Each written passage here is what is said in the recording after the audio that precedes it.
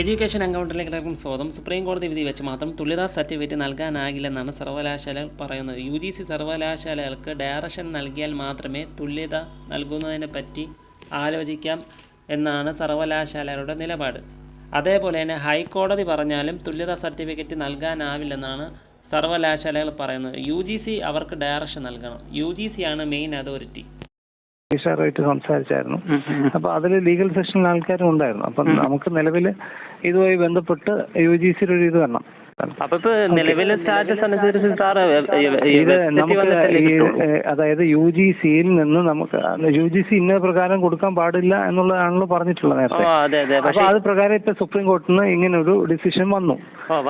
Decision വന്നു. അപ്പൊ അത് ഇംപ്ലിമെന്റ് ചെയ്യണമെങ്കിൽ നമുക്ക് ഇവിടെ ചെയ്യണമെങ്കിൽ UGC പറയണം.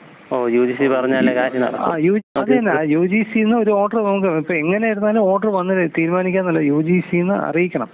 നമുക്കിപ്പം UGC പറയുന്ന അനുസരിച്ചാണ് നമ്മൾ പ്രവർത്തിക്കുന്നത്. ഇപ്പൊ ഹൈക്കോടതിയിൽ നമ്മൾ ഇത് സംബന്ധിച്ച് തുല്യതയുടെ ഒരു വിഷയത്തിൽ കേസ് മൂവ് ചെയ്താൽ ഹൈക്കോടതി വല്ലതും പറഞ്ഞ ഇല്ല ഇപ്പൊ എന്ത് പറഞ്ഞിരുന്നാലും ഇപ്പൊ ഹൈക്കോടതി പറയാണെന്ന് വെച്ചോ, അത് തീരുമാനിക്കാനേ പറയത്തുള്ളൂ. അപ്പൊ എന്ത് പറഞ്ഞാലും നമ്മൾ ഈ പറയുന്ന കണക്ക് UGC ഒരു ഡയറക്ഷൻ വരണം. ഇന്നതുപോലെ ഇന്നത് ചെയ്യാം എന്ന് പറഞ്ഞ് വരണം. ഇതിപ്പോ ഈ പറയുന്ന അനുസരിച്ച് തിരുത്തേണ്ടത് UGC ആണ്. എന്തുണ്ടെങ്കിലും XOR Y.